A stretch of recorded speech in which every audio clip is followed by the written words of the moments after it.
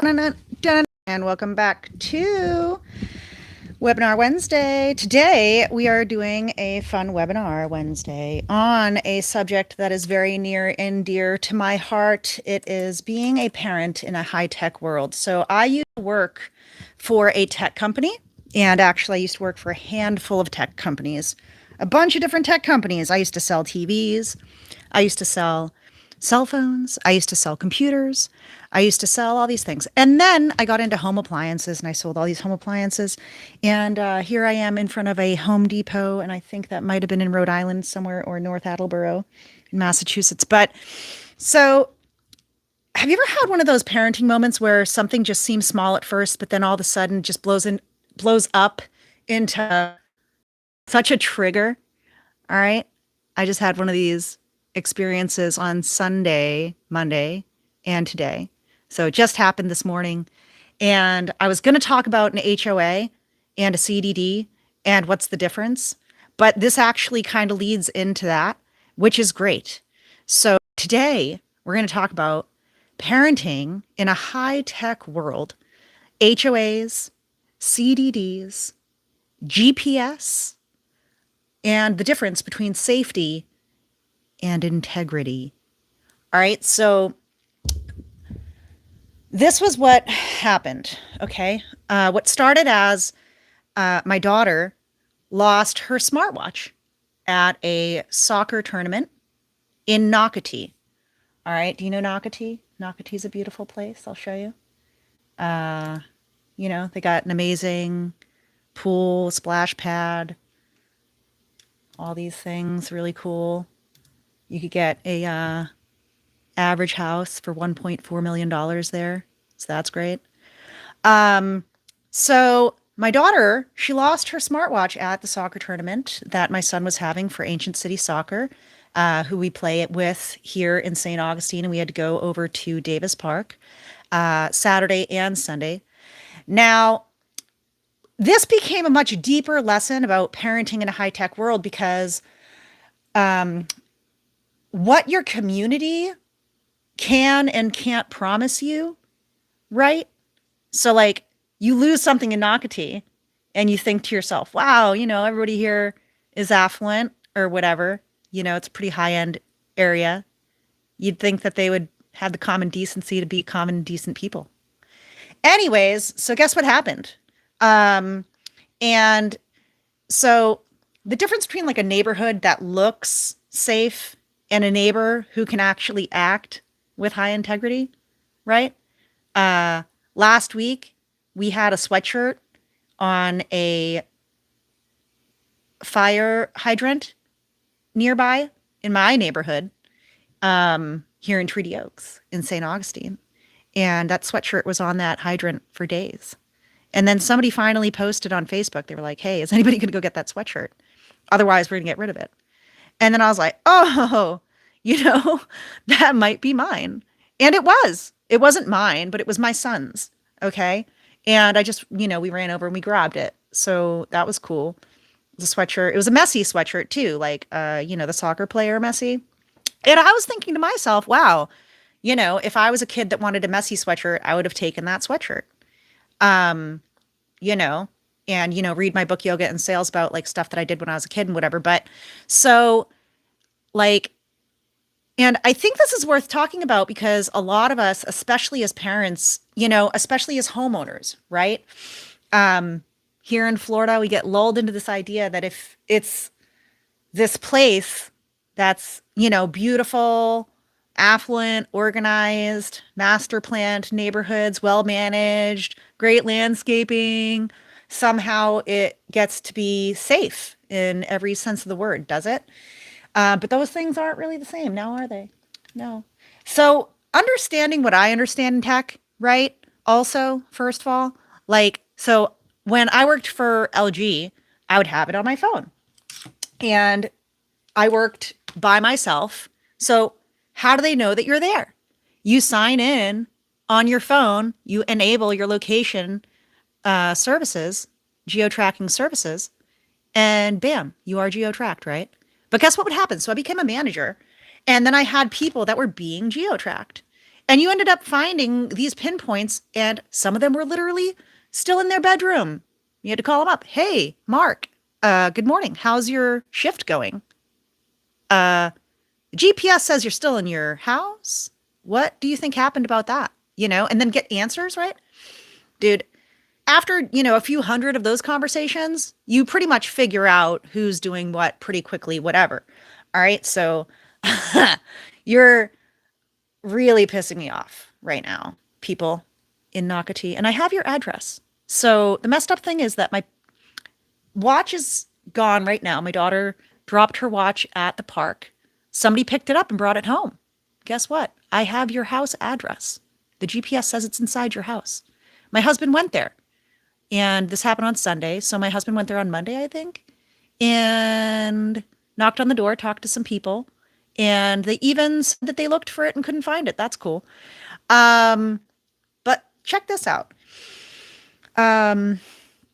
These things, these neighborhoods, they can be polished and really disappoint you. This community could be affluent and still leave you shook, as this one did. And I don't want to say the name of the street, but it's on my mind. It's on the tip of my tongue. I might accidentally say it later. Anyways, it's a color. And that's fun. But I also want to talk about, all of it. How this place can have like every visual marker of order, stability, and still remind you very quickly that systems and appearances do not equal character. All right. Because honestly, these people aren't allowed to do what they want. So that was put there and now they're just stuck with it in these HOAs.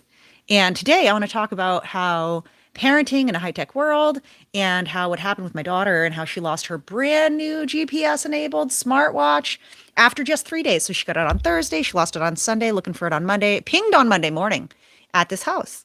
All right. And now it says it's got low battery or dead battery, whatever.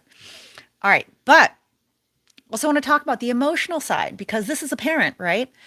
What if my daughter was still wearing that watch and went missing and then it's supposed to be in this house or something, right? How do I do about that?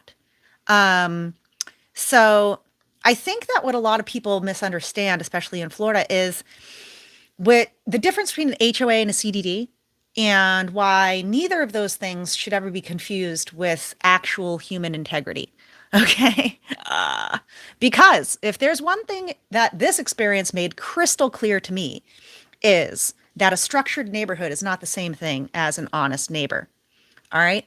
So that distinction matters more than I think that we admit. All right. One thing about me is that when I was a kid, I wanted to be Marine. Integrity is like one of the 12 leadership things that we do. I forget if it was 12 or 11. It was a long time ago. Anyways, but there's me. So I was doing it, right? So we do it. And you have to do it. Because if you don't do it, karma is very real. And karma is going to catch up. Now, I don't believe so much all the time in instant karma, but that does happen. Okay. But anyways, I digress. Part one. Let me start with what happened. So we were at the soccer tournament in Nocatee. And if you know Nocatee, you know that it has a certain image. All right. So they have like all these different little neighborhoods inside this giant neighborhood. It's landscaped. It's polished. It's often talked about as this like family-friendly, desirable place.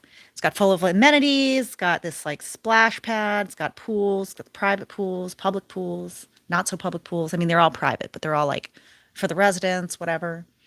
And I think it makes you really feel secure. But it's almost like, but it is a resort style place. So it's a resort style lifestyle.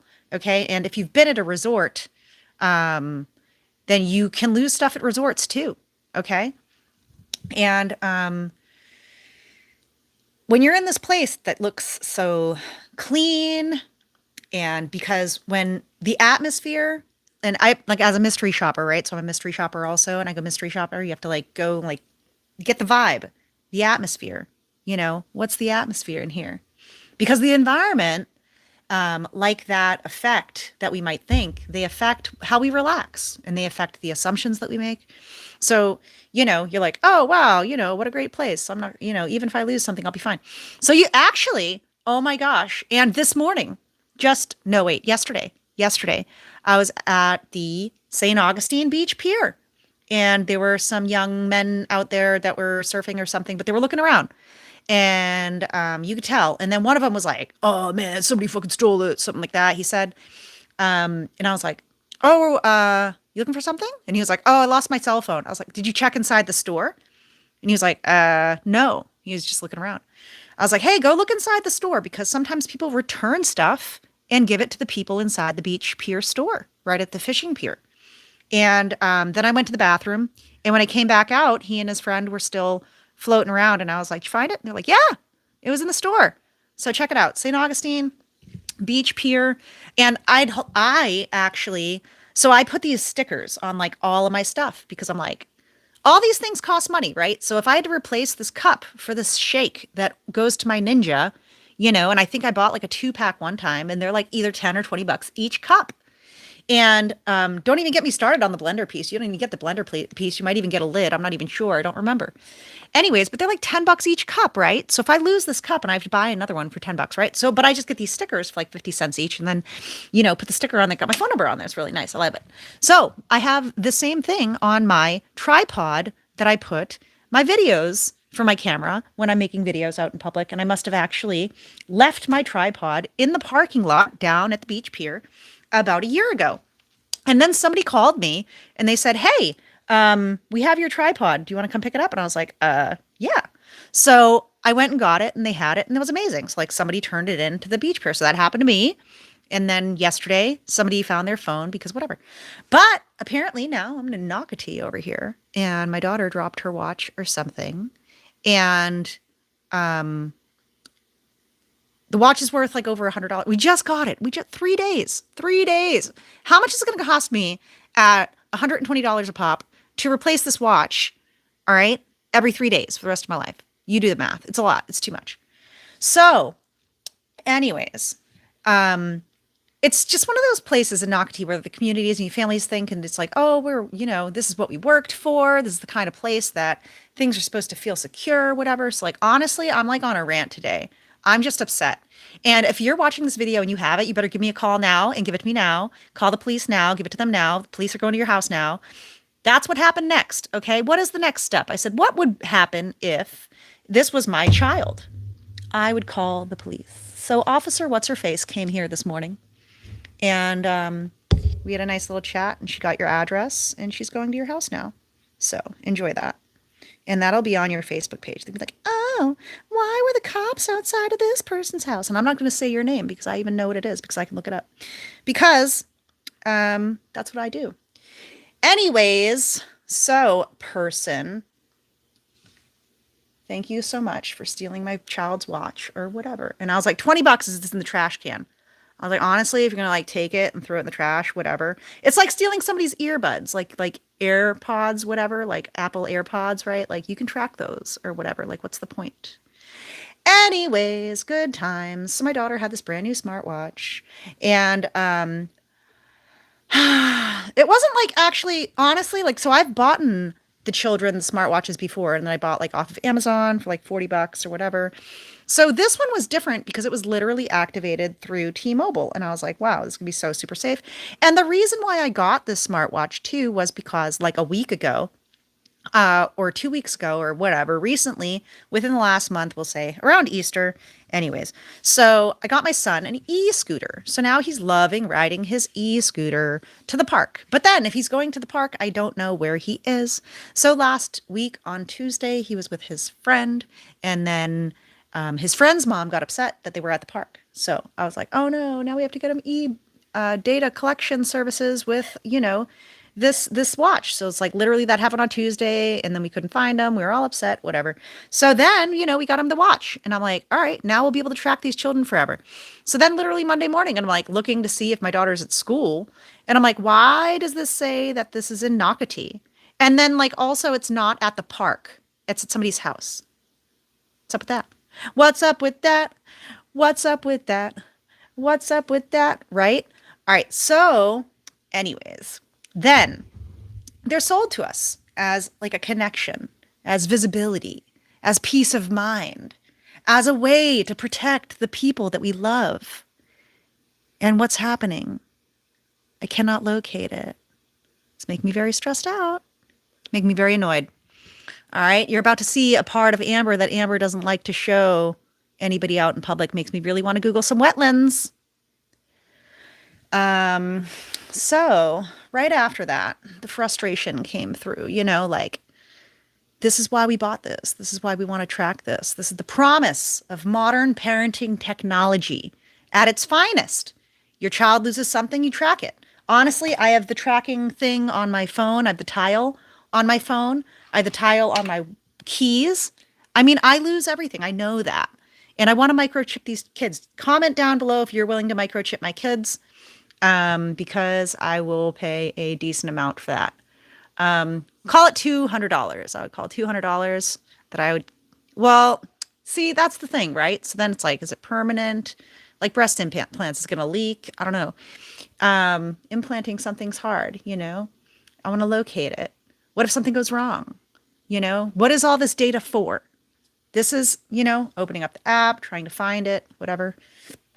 It's pretty annoying. I want to be responsible, right? I want to, how can I even put that into words, right? The GPS, it's not a magic wand. All right. The maps are not perfect all the way down to the inch every second of the day, but they're pretty fucking close, you guys. So, if I'm seeing that this is in your house and not your next door neighbor's house, because I can see their house too, that's an issue for me. Wi-Fi positioning, cellular data, Bluetooth technology, location services, they all ping off of each other. And the indoor environments, they could create a slight drift, but the location pin, usually does not shift too much. But the repeated location data going to the same place is not the same thing as a random glitch.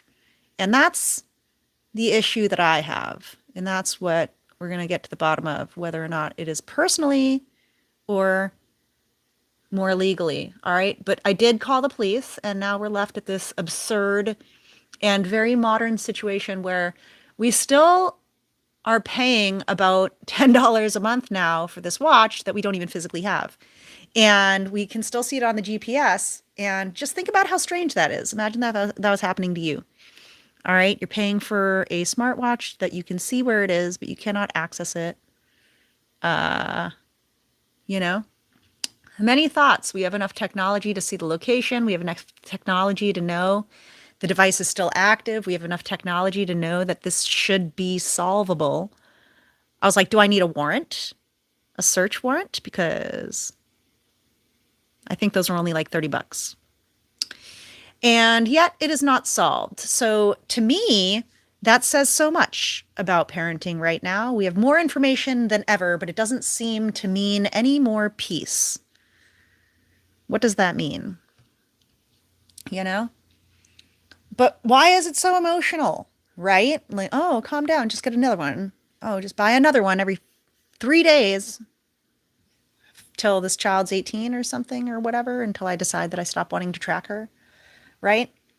And if this was only about the money, it would still be annoying. If it were only about losing a device after only 3 days, it would still be aggravating. If it were only about paying a monthly charge for something that you can't even get back, right? It would still be one of those stories that you could tell like with frustration, but the emotional weight of this has never really been about the object itself. It really is what this object represented, right? If this watch was made to track my child, and like maybe it was like inside, if it was my child, okay? Listen, this watch was for my child, and that changes everything, because when you buy a smartwatch for your child, especially one with data and location features, you're not just buying electronics, okay? You're buying a feeling. of hope and a little bit of peace of mind. And you're saying, I want to be able to reach you. I want to be able to let you reach me.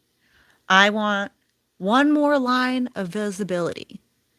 I want one more layer of protection. So when that device disappears and then reappears, feels like an issue. Okay? Causes a little bit of unsteadiness. All right? You cross the line from personal property. The mind does not stay in that lane for very long. All right? It goes somewhere else, a lot more personal. You think, like, my child could have been wearing that.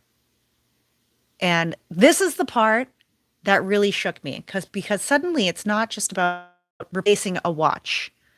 It's about being confronted with how vulnerable children are and how quickly things can happen. I didn't even know the watch was missing until Monday morning. But obviously I knew that my child was with me at the end of the game. But you start realizing that the signal on the screen matters because you associate that signal with your child. So right now I can see it, but it's like, I know she's at school, right? And then you start understanding in a very visceral way the reason that this device felt valuable was never the hardware, it was the connection to the child that you love. Where is she? And that is why, as a parent, this feels so upsetting. All right? Because yes, it is frustrating to lose something. Yes, it is maddening to feel like you know where it is. But it's infuriating to feel powerless over it. And underneath all that is a much deeper feeling. And this is supposed to be something that I was doing to help keep my child safe. And it failed in less than a week. That is the ache. That is the part that lingers. All right. And I also think that there's something very specific about GPS and tracking technology that makes experiences like this emotionally harder than they have been, like years ago. Because if this happened 20 years ago, and your child lost a watch, the story would have been like, all right, they lost a watch. You looked for it. You didn't find it. Now it's gone. End of story. But now the story doesn't end. The device lives on the app. There's a blinking signal. It's on a map. There's location history. There's evidence that feels close enough to certainty. That's very upsetting. And it's not strong enough to give any kind of resolution. So it's a very particular kind of modern stress. Technology can give you visibility, but not closure. You know enough to be disturbed. You know enough to keep checking. You know enough to replay the situation in your mind. You know enough to feel like there should be a path to fixing it. And you still might not be able to do anything about it. That partial visibility is emotionally exhausting. And I think that a lot of parents will understand exactly what I mean by that, because parenting today often feels like that. We have apps for everything, tracking for everything, alerts for everything, notifications for everything, monitoring for everything. And yet sometimes all that information just gives us a front row seat to our own helplessness.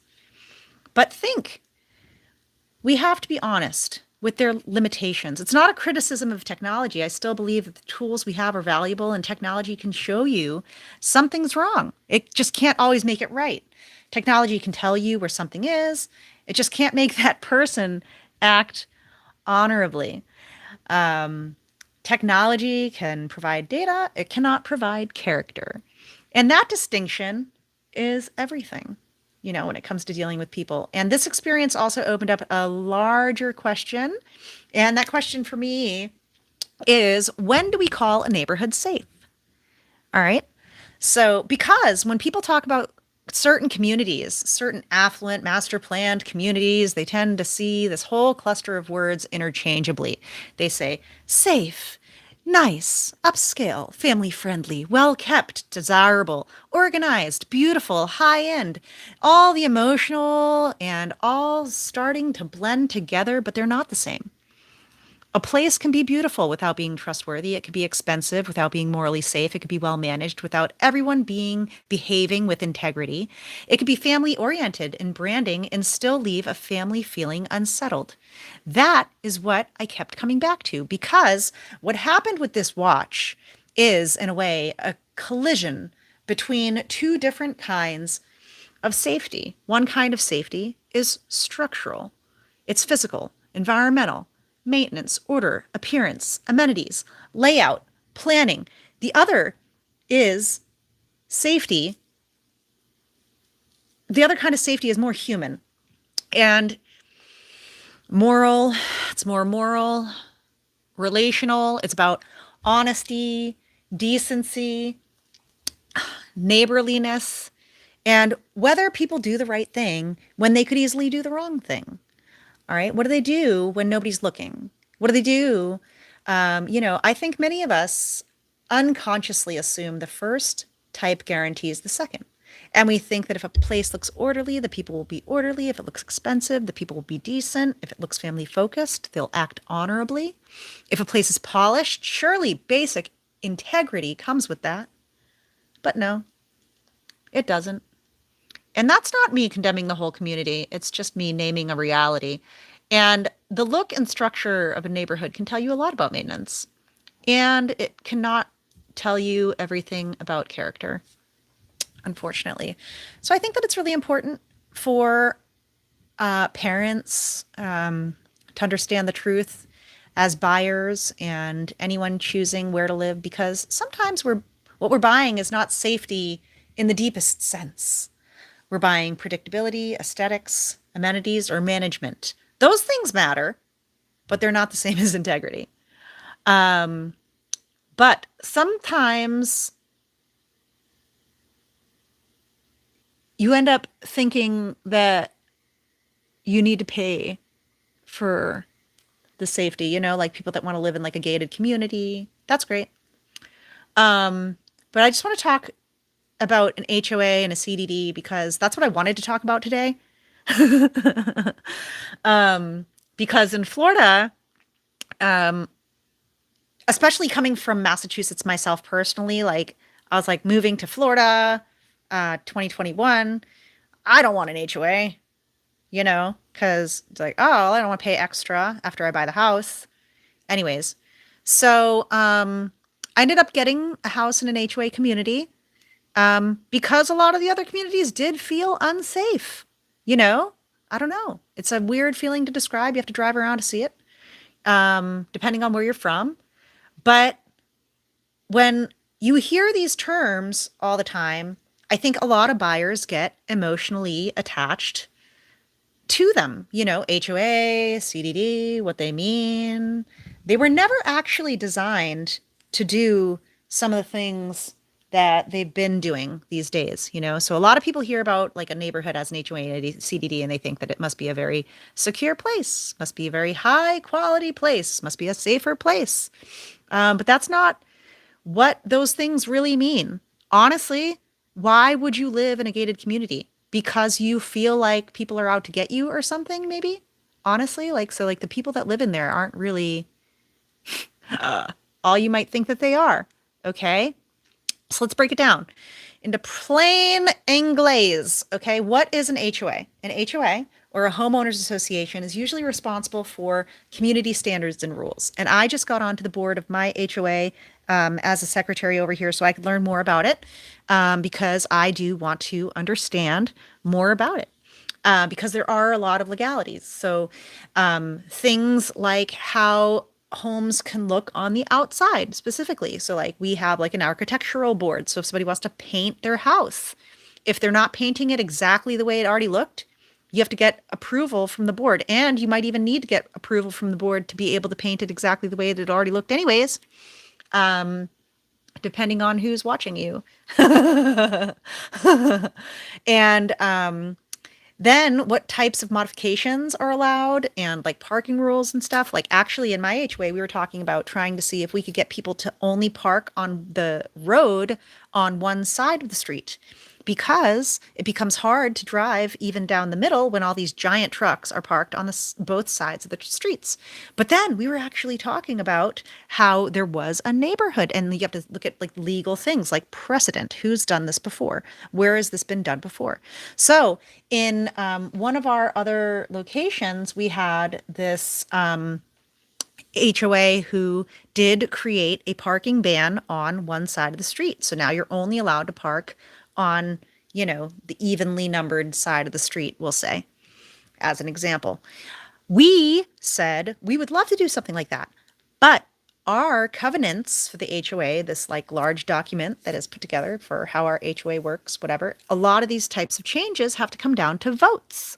So then we have to get people to vote for it. So if like not enough people vote for it, then we can't do it and stuff like that. So then landscaping requirements, amenity use policies, like say, for example, oh, the pool's only open from, dawn to dusk or whatever it's called, right? Yeah. Dawn is when the sun rises and dusk is when it goes down.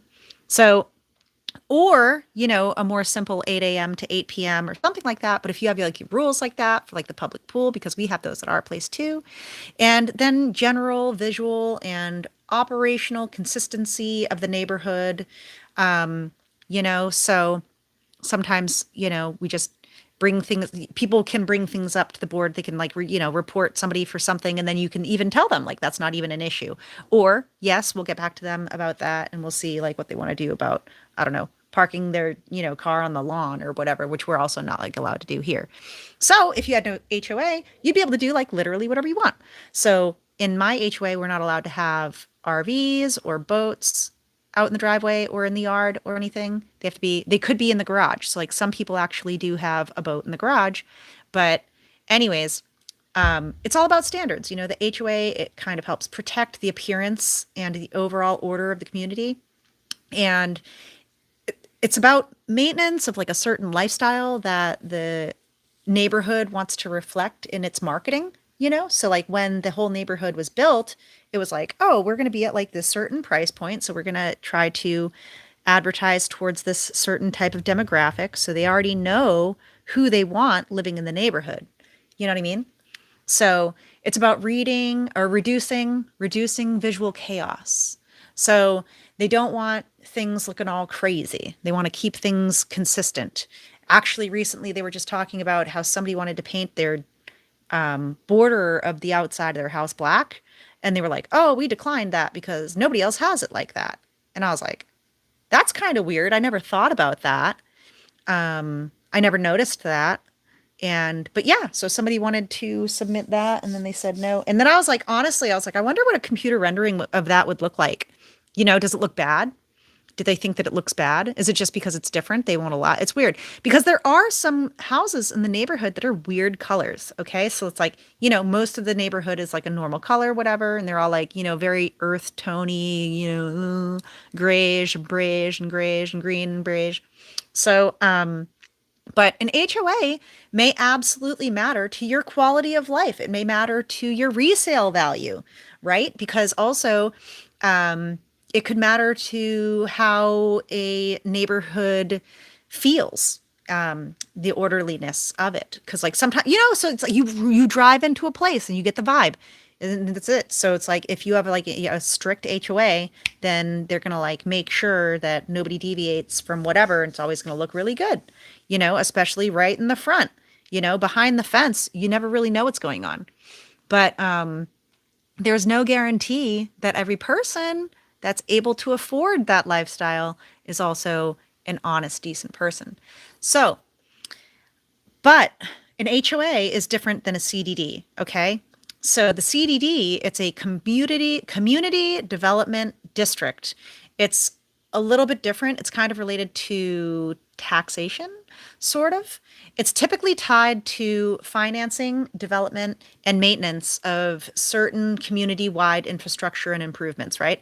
So it could include all the roads. So like say, for example, if a big developer is building a giant master plan community like Nocatee, and they want to build like 4,000 houses. And then they're going to knock on the door of St. Johns County and say, hey, we need to build all these roads, right? So, like, we have like taxpayer money that goes to replacing the roads. And like, we just got US 1 near St. Augustine South area just got redone. And that got done with taxpayer money because it's US 1, right?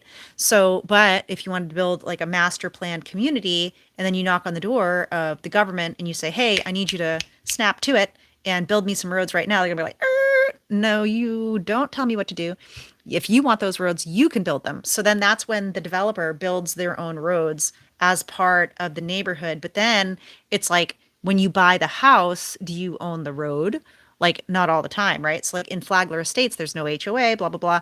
They do own into the road over there, some of them. So, and then they have to pay to upgrade their own roads, and then the road becomes like an easement on their property. It's crazy. So, but anyways, sorry, I'm digressing. So that's a little bit different also, and that's non-HOA related. So even if you have no HOA has its own struggles also. Okay, being unbacked by any kind of association or developer can also leave you exposed. All right, maybe we'll talk about that next time. But because so it's nice to have an HOA, but it's also like it's nice to not have an HOA, but sometimes it's nice to have an HOA too because it does provide certain things that you might not want to provide. All right. But if you do, that's fine. So then that's, a life choice. So anyways, moving on. CDD can include roads, stormwater systems. So just imagine they're going to build, this like whole like 10,000 house community, and they go, community, we need all these things. And they're like, well, you do it, you do it. So, but then they're going to do it, and then they're going to like pass that cost on to you as the buyer, because the developer is not going to pay for that forever. So that'll include like maintaining landscaping, sometimes also community entrances, recreational amenities, public use facilities, large scale physical elements of development. And sometimes they just help fund and support the physical framework of the community, infrastructure development, long-term maintenance of shared improvements. So like say, for example, I think Rivertown or Beach Walk or something like that. Like Beach Walk has their own beach that they made, right? So then they have to maintain that because it's not natural.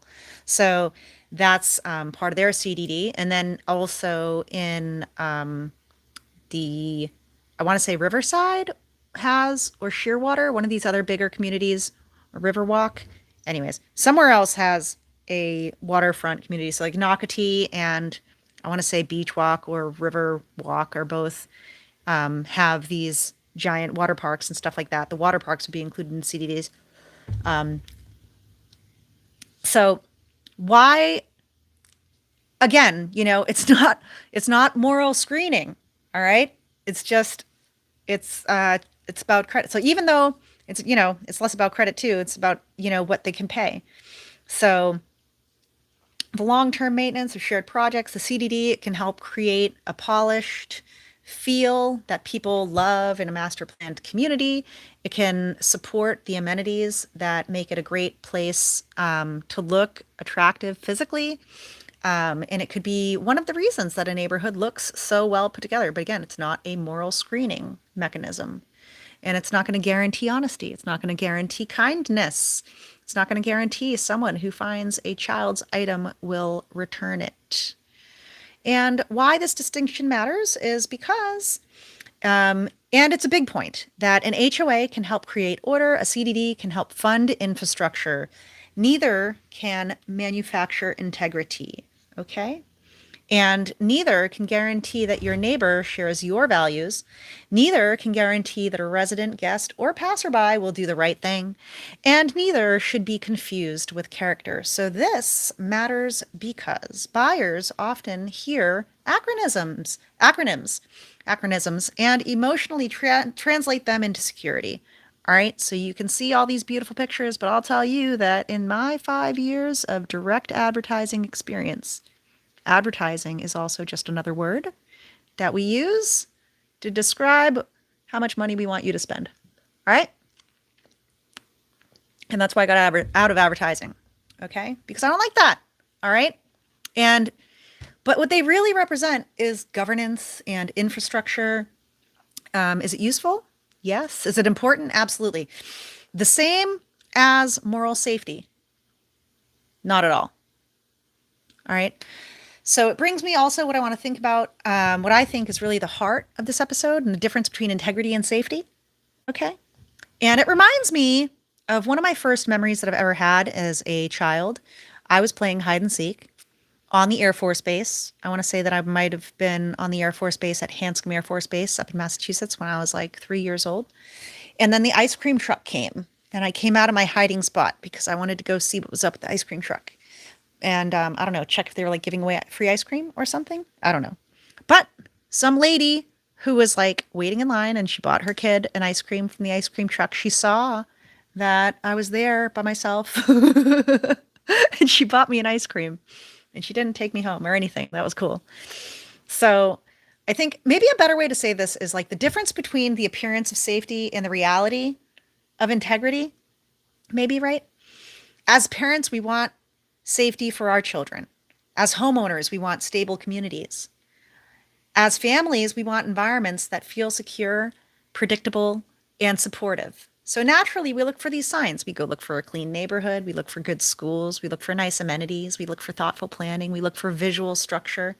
We look for rules. We look for consistency. And all that makes sense. But then what we may be doing without realizing it is using visible signs of order as stand-ins for invisible questions of character. We assume the signs tell the whole story, but integrity is not visible in the same way. Integrity does not show up in the entrance landscaping. It does not show up in the clubhouse. It does not show up in the monthly HOA dues. It does not show up in the CDD financing options. It does not show up in the neighborhood website photos. Integrity shows up when something inconvenient happens and when something tempting happens and when nobody's watching and when a person has the chance to either do what's right or make it someone else's problem. That is where you find out what kind of people are around you. And that is why this watch situation feels bigger than a watch. It felt like a moral test. And that is why this is so disappointing. Because in a place that looked so polished and affluent and family centered, you want to believe all the simple things will be simple. A child loses a watch. Somebody finds it. It gets returned. Voila. C'est la vie. That is the story you want to believe happens in a good community. And when that doesn't happen, it forces you to separate the image from the reality. And it forces you to admit that a nice neighborhood and a good neighbor are not the same thing. Can you ever remember like your favorite neighbor and then like what neighborhood that was? I don't know. Have you moved around a lot like me? As a parent, what this experience really underscored for me is that all the tools in the world do not remove the basic vulnerability of a child. They just don't. You buy the watch, turn on the tracking, pay the fees, set up all the apps, share locations, use the smart features. All that could be helpful, but none of it changes the underlying truth that parenting is at its core an act of loving someone you cannot fully protect. And when you turn on that mama bear mode, you bring me back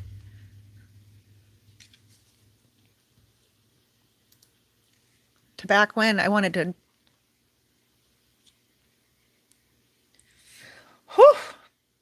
gotta return to my breathing exercises, you guys. This is very emotional for me. Technology can help us manage the risk, but it cannot erase the risk, right? It can help us respond, but it cannot ensure a resolution.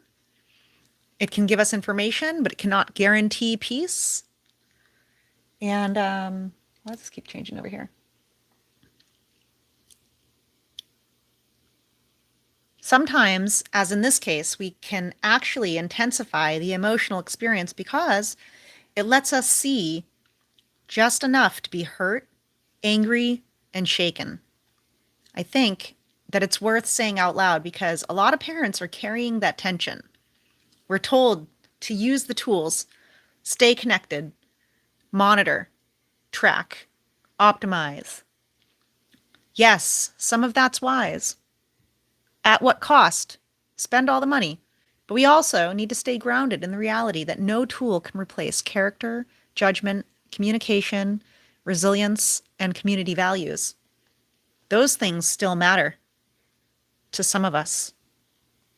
Because in a world full of smart devices, we're still relying on very old-fashioned virtues: honesty, responsibility, decency, and care for one another, word of mouth, see something, say something.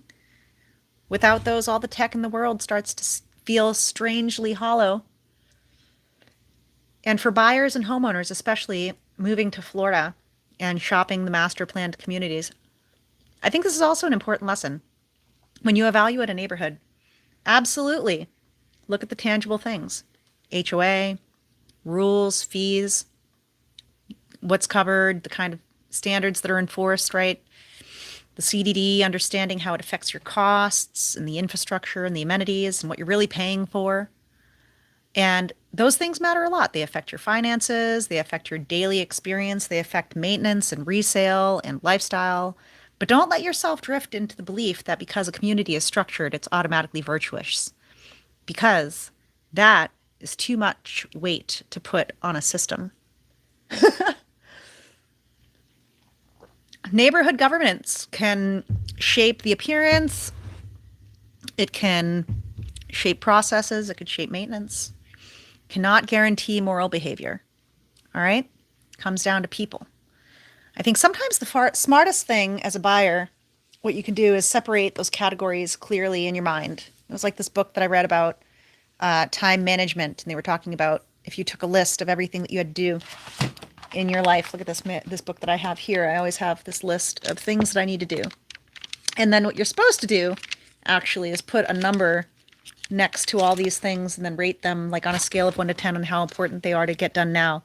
And then, what other stuff you could do later. But you can ask yourself, is it well managed? Is it financially stable? Is it well maintained? Do I like the amenities? Do I understand the fees? But then separately, and I had a customer last year, and she would always drive around the neighborhoods that when she liked the house, she would drive around the neighborhood a couple of different times at different times of the day, on different days of the week, to see who was out and about in the neighborhood at a certain time. And then there was a video that I did for a customer back in December, and I was in the neighborhood in the middle of the day, and honestly, I heard a lot of yelling. And I was like, dude, I don't really like this neighborhood. It doesn't feel good. It feels dangerous. And then, how do the people there treat each other? What does the culture feel like?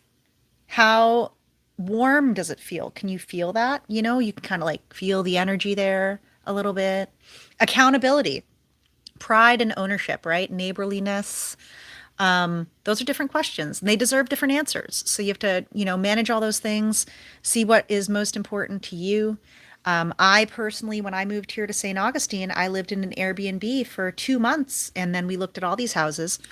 And after a while, we decided that we wanted an HOA when we really didn't want an HOA. And then, ended up on this neighborhood, whatever, and I'm really happy about it. And the people here are great. But anyways, so I'm not advertising my neighborhood. That's not what I'm doing. I'm complaining about this stupid smartwatch that does not work, or, that I cannot get back. But I'm also educating you on HOAs and CDDs because that's very important stuff to know about. So if you have any more questions about that, please let me know. I'm going to go ahead and wrap this up now because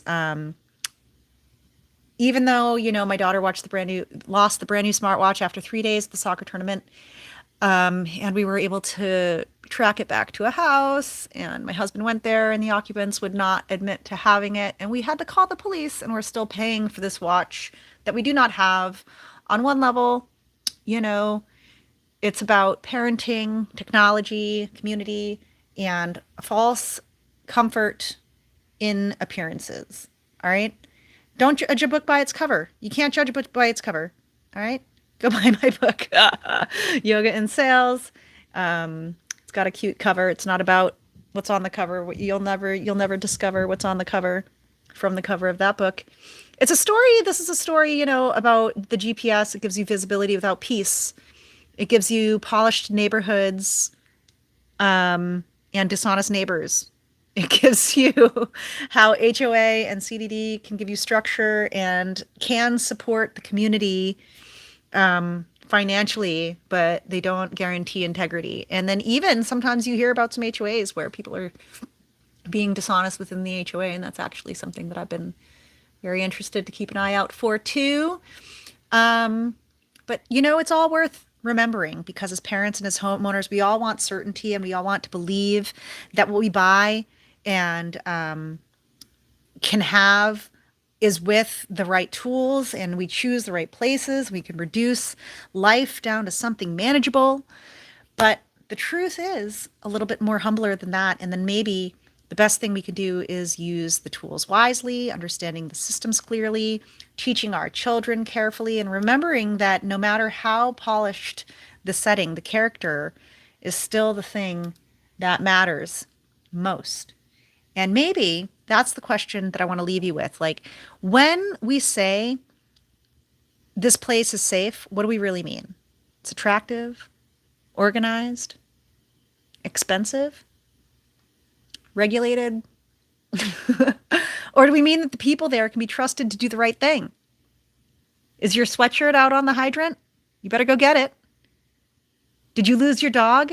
It's in my garage. Okay? Those are different things. After this experience, I really think that it's worth being honest about the difference. Okay? So thank you for listening. I'd really love to hear from you and your thoughts on this one.